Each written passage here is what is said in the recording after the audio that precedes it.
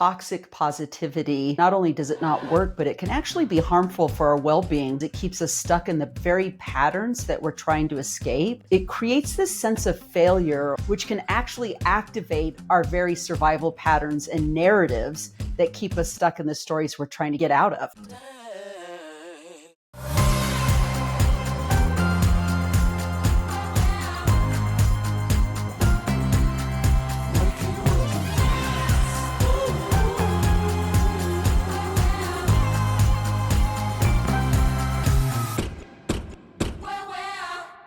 I'm excited to be having this conversation. It feels like we're halfway through now, I guess, at this point, right? This is our week 6 with all this. It feels kind of surreal, doesn't it? Yeah, it's crazy. It's gone very quickly. I know. When I first started, I feel like this 12-week journey felt so big and daunting, and maybe it is if you're listening to it along the way now, but it's just kind of flown by for us. And putting this together has been really exciting, and just seeing the trajectory of it all. I know for like me personally, I've already started using a lot of these ideas or thinking about them in my own personal life. So I'm just excited to like dive deeper into it. Are you ready for this week's conversation? I am. I'm very much ready for this conversation. So what are we talking about this week? So this week we're talking about toxic positivity, why it doesn't work. And actually, not only does it not work, but it can actually be harmful for our well-being, because what it does is it keeps us stuck in the very patterns that we're trying to escape, because it creates this sense of failure or that I'm doing something wrong, which can actually activate our very survival patterns and narratives that keep us stuck in the stories we're trying to get out of.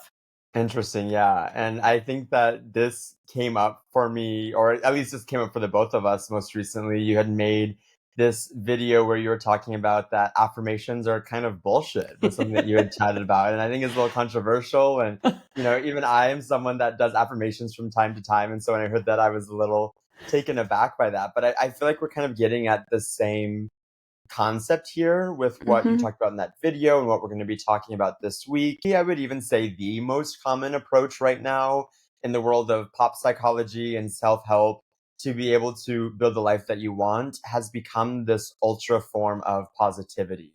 And we see it in so many different places. I'm not going to name names here, but there's very, industry leading, I don't want to say psychologists because a lot of them aren't psychologists, a lot of industry leading figures that promote this idea of positivity and leaning into the positive and finding the positive, whether that's in your relationships or the workplace. And for some reason, things still don't quite feel right. I know for me, at least, I've gone down that path and tried that out, and I still feel like I'm back to where I began. And it sounds like that's something that you've also been navigating through your own personal life too. So maybe we could chat a little bit and start there. Like, you begin this blog post talking about a very intimate part of your life when you were younger and really first trying to grapple with these questions. Before I get into my own personal story, I do also want to clarify, thinking positively is not a bad thing.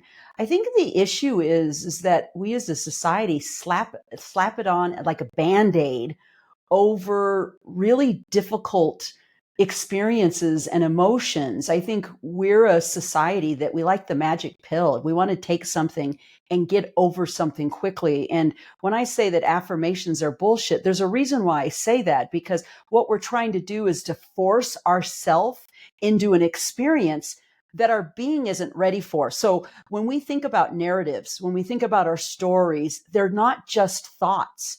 What comes with them, it's like thinking about a building. You build a building with bricks and mortar. If you have the bricks, you can't build the building. If you have the mortar, you can't build the building. You have to have the bricks and the mortar. And so when you think about our stories, the narrative, the actual story we tell ourselves can be the brick, right? And then the mortar is the feeling and sensation in our body. So our body is telling us something. So if we're telling us ourselves, oh, abundance is mine, or money flows to me freely, if your nervous system is saying no fucking way, I'm in this place of fear and scarcity, and I don't know how I'm going to pay my next bill. Guess who's going to win? The body and the emotions are going to win, because I don't have to tell you this. As a human being, your emotional experiences and what's happening in your body have a lot of power in terms of your experience. So I wanted to start off with that. Now, in terms of going into my own story, for those of you who have been following me for quite some time, you do know my history, and I spent decades, literally decades, trying to, quite frankly, escape the pain. And when I talk about the pain, I'm talking about emotional pain, and the emotional pain coming from directly from my narratives. So, I go through these traumas as a child and I do what I can. I adapt, I survive, I develop these patterns and coping strategies so that ultimately I get through these experiences. And I'm not exempt. I'm like every other human being. We take these coping patterns, we take these survival patterns into our present because it worked back then. We think it's going to work now. And along with that, so along with the survival patterns, I have stories. I had stories that I created about my experience. And some of those stories are things like, I'm unlovable, or I'm unworthy, or I'm a burden, or I'm not enough, or I'm alone, I can't trust anybody. And those stories are operating sometimes in the subconscious. So they're just right there, kind of like somebody looking in the window. They can't get in, but you can see them. Or they can be very conscious. You can be very aware that you're telling yourself things. And along with those stories come emotions. And so for me, I spent a lot of my adult life struggling with the pain, the grief, the sadness, the depression, the anxiety, the fear of not having enough. And it was torturous. I mean, I'm not going to lie. I was miserable and I was searching, sometimes desperately, quite frankly. I was searching for something to give me relief. And there were lots of places that I searched. I joined growth groups, I joined spiritual groups, I even joined, churches, hoping that there would be something, that there would be an answer, that there would be a path. And what I found quite quickly that was in a lot of these groups, they were talking about changing just the way you're thinking about something. So, we've all heard this. And believe me, when I hear this, it's the eye roll. I think I just did it now. When people say, oh, just think positively, just think about what you want and it'll come. Well, it's a bunch of bullshit. And the reason why is you can think till the cows come home about the thing you want. But if your body is having a different experience or your emotions are taking you into a different place, most of your being is going, that's bullshit, because my lived experience is I'm stressed out. There's not enough. I'm in the scarcity mind. My body is going along with it. So just the pure thought by itself just doesn't work. That's so interesting. And it's taking me back to all of the previous conversations we've been having around owning your story. Especially in the first 4 weeks, we had been talking about what is a story versus fact, and how does story sediment in your body? Where do stories come from? How do we feel our stories?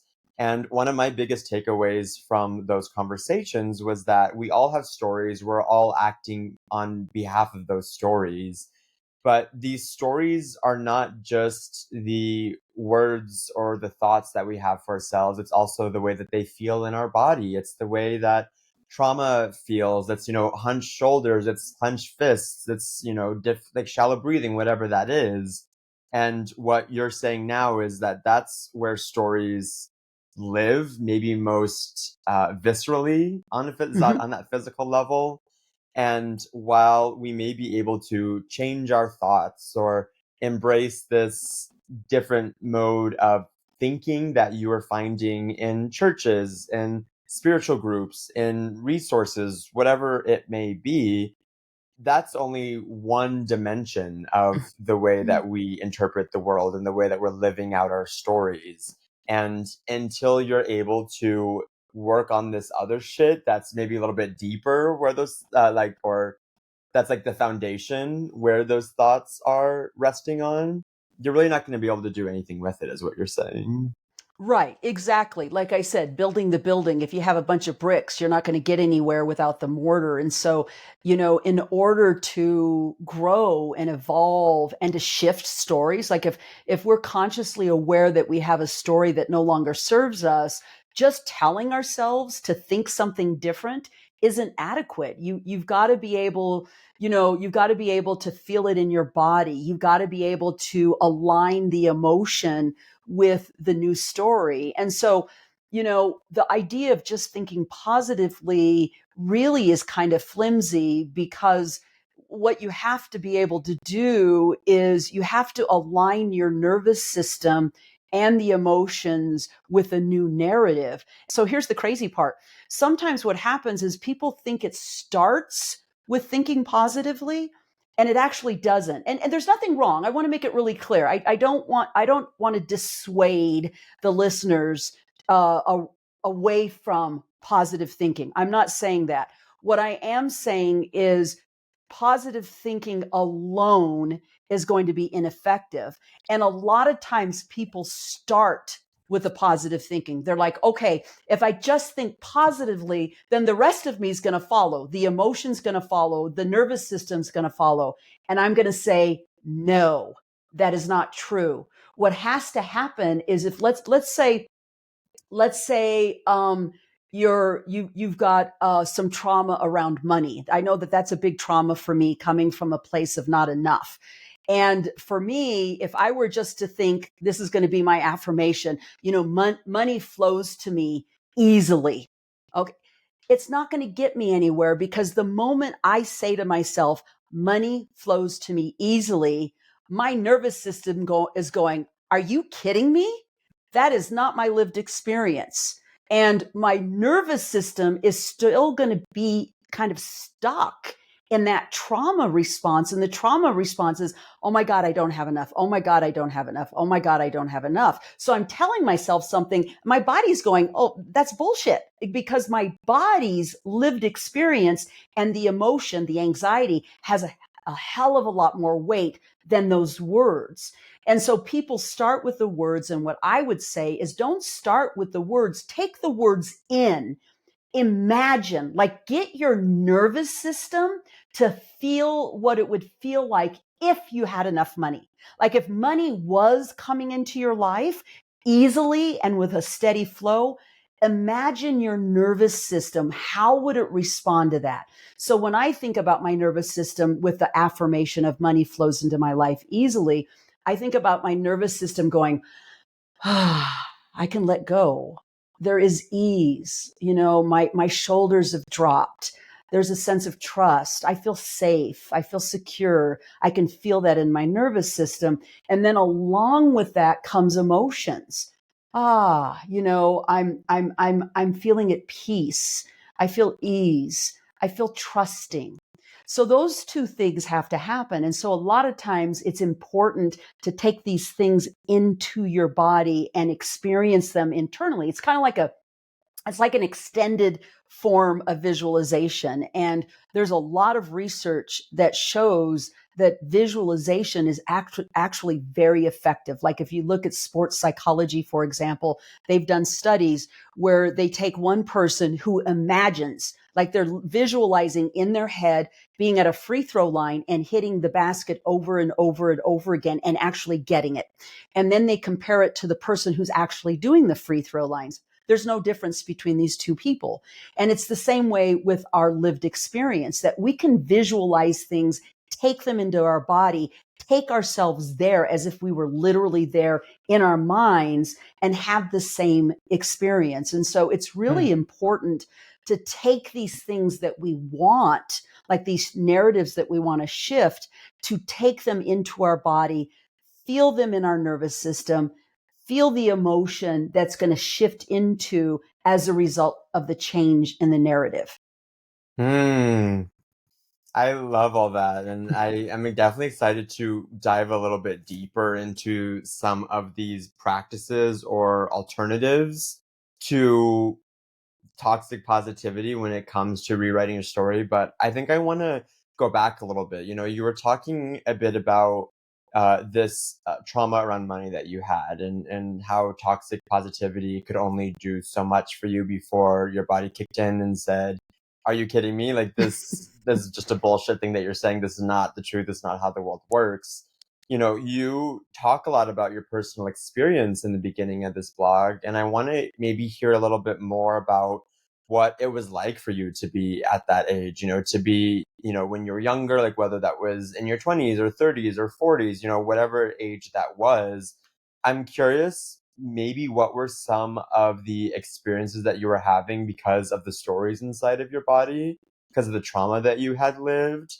And what was it about these solutions, whether that be churches or groups or readings, whatever it may be, what was it about them that wasn't quite working for you or wasn't quite sitting right? Growing up in an environment where there were times, many times, this wasn't a rare occasion, this was actually more common than not, that there wasn't food in the house. I was hungry. I was hungry. And I remember waiting for my grandmother to get paid so that we could go to the grocery store and buy food. And even the food we bought were, this was, how far could we stretch the dollar? We were eating things like, potted meat, which was cheap. You could buy these tins of potted meat, 10 for $1, or pot pies. These pot pies you could buy. I know this is aging me quite a bit. You could buy, 10 pies for $10. I mean, excuse me, for $1. And there was very little money. And so I experienced that deprivation of not having enough food. When I got older and I understood a little bit more about this idea of getting things as a kid. And when I say as a kid, I would say I probably as young as 7 or 8, I already understood money. I already understood the concept of not having money. And I went into this kind of resourceful kind of place as a kid. I remember being little, like I said, around 8, and myself and my brother and a friend, we would literally walk up the alleys of Denver and go into trash cans and pull out bottles, Coke bottles, because back in those days, you would have to pay a deposit on glass bottles, and then when you took them back to the store, you would get a deposit. You get your deposit back. So you might get a nickel a bottle, is what I think it was.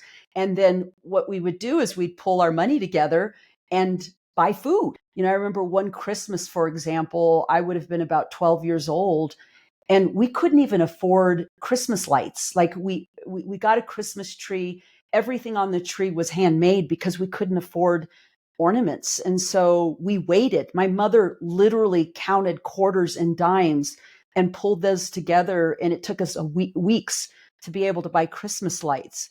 And so what I recognize now is, as a little girl, I actually took on and experienced the anxiety that my caretakers had. I could feel that, and I took that on. And so there was this narrative of not having enough and survival depending on that. And so when your survival depends on not having enough, it activates this sense of urgency that is pretty heightened. So that was in my nervous system from very, very, very young.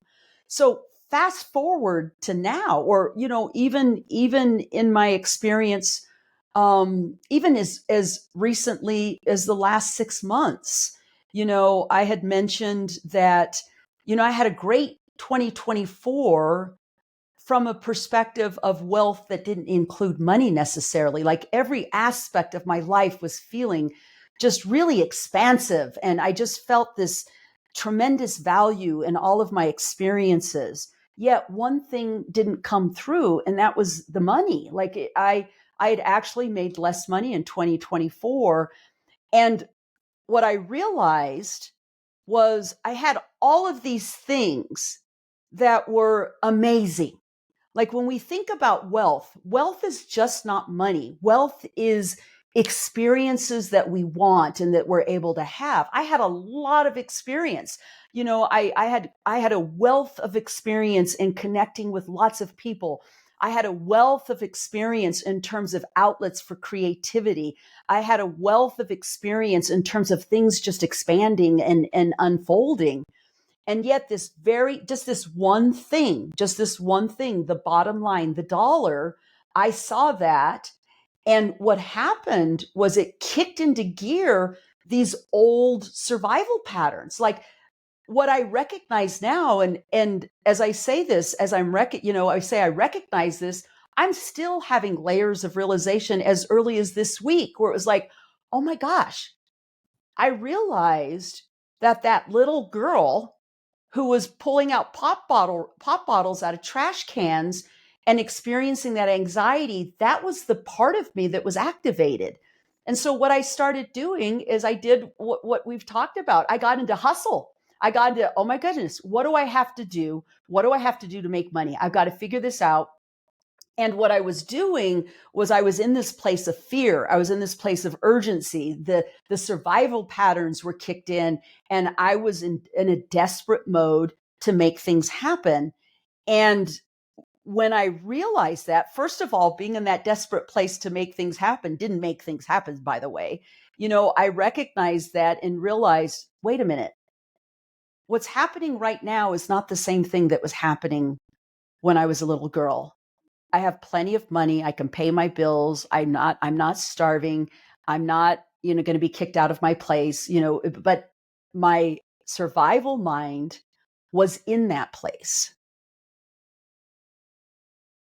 Yeah, that makes a lot of sense. And that's, I think, something we've definitely been chatting about is how these stories and experiences that we've had when we were younger, maybe that weren't even our lived experience, maybe they came from our ancestors or the people that raised us, get passed down onto us. And, even you and I have had conversations where while I didn't grow up in that world that you grew up in, I still experience a lot of those same feelings and emotions of not having enough or not being enough and needing to hustle. And I'm wondering then, with all of that, what were some of the answers or proposed solutions you were receiving that felt like they were just forms of toxic positivity, or just felt like no matter how much you tried them when you were stuck in this very somatic, very bodily experience?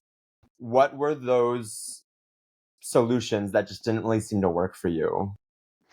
Well, when I was in this place and I was looking for relief, and I'm not just even talking about the last 6 months, I'm talking about just my whole healing journey.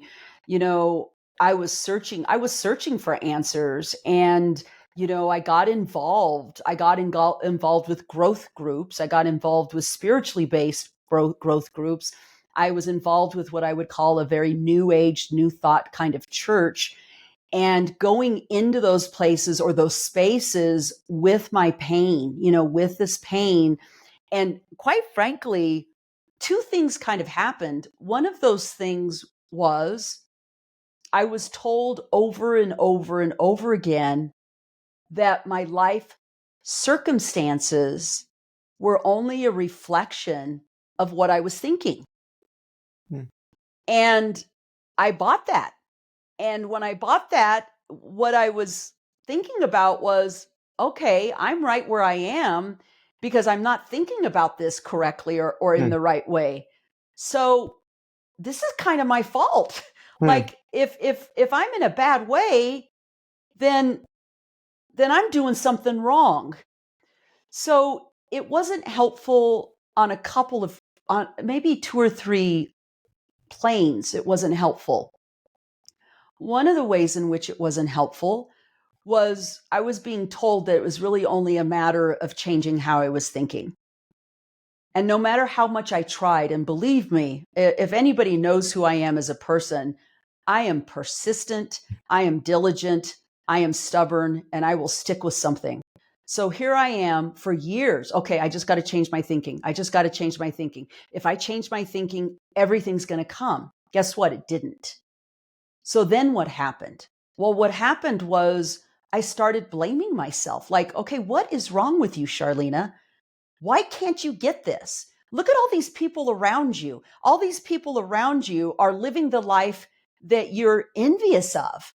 And so I must be doing something wrong. So I'm just not getting this. It almost made the situation or my lived experience much too light. Like it was Hmm. just too surfacey. Like it wasn't getting down to the depth of my experience. And so, I think about it, I think about it like this, if you have a gaping wound and you're just oozing blood and you put a band-aid on it, it's not going to do any good. Or if you've got a really bad injury and you take an aspirin, it's not going to help. It's not enough. It's just not enough. And so that was my experience. That was one thing. I think the second thing was it actually activated shame. It activated, and shame was so close to my original trauma that what was happening is that activation of shame. And what I mean by shame is I must be doing it wrong. There must be something wrong with me because I'm doing this thing that everybody's telling me is going to change my life, and it's not changing my life. So the shame, along with this thing not working, that shame just tugged at all the internal shame I already had. So what it basically did is it kept me stuck in the narrative that I was actually trying to get out of. Hmm. And so that's how I found it that it wasn't helpful, because it completely bypassed. This is what I mean by slapping the band-aid on it.